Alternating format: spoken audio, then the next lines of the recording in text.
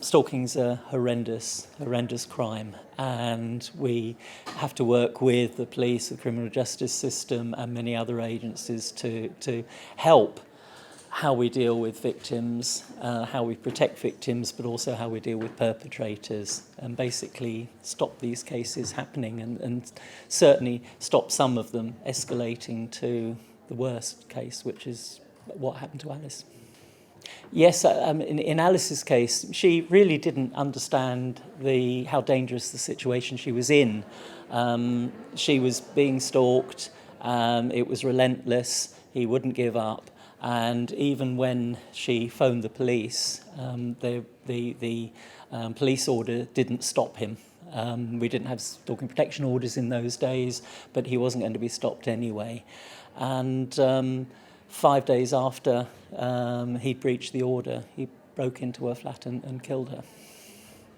Yes, in Alice's case, she was offered a thing called a police information notice, a PIN, which was basically a piece of paper. She was told that it would protect her, but it had no such power.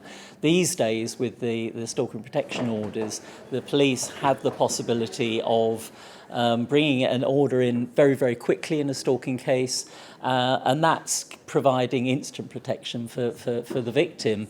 It can also, these orders can also put restraints upon the perpetrator and positive things that they need to do, which is important.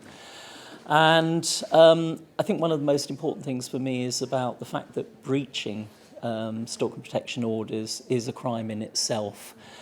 The thing is that the stalking is about fixation and it's about obsession.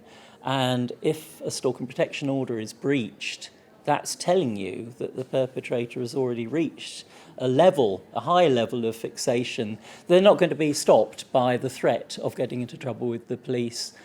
They're carrying on, and that means that you've got a high level of risk and that you have to take urgent action. And with the stalking protection orders, the fact that breaching them is a crime in itself is something that is a power we really need. And when people breach these orders, they do need to be arrested. I think something needs to be happening very quickly. I think the reporting of stalking offences has been really overwhelming so far. We've had over 200 cases reported, and we have seen a number of those progress through to PPS and actually through to court, with those being prosecuted in the magistrate and in the Crown Court. So I think the offence is certainly bedding in well, and I think it is about, in year 2, really focusing on all of the aspects of those offences and making sure that as a police service we are thinking stalking first, and those cases of harassment that should be prosecuted under stalking, that we're continually looking at that and making sure that we develop. The stalking protection orders have only been live since the 19th of October, so we haven't seen any stalking protection orders go through court yet, but we are continuing to review those cases each and every day that they are reported to us.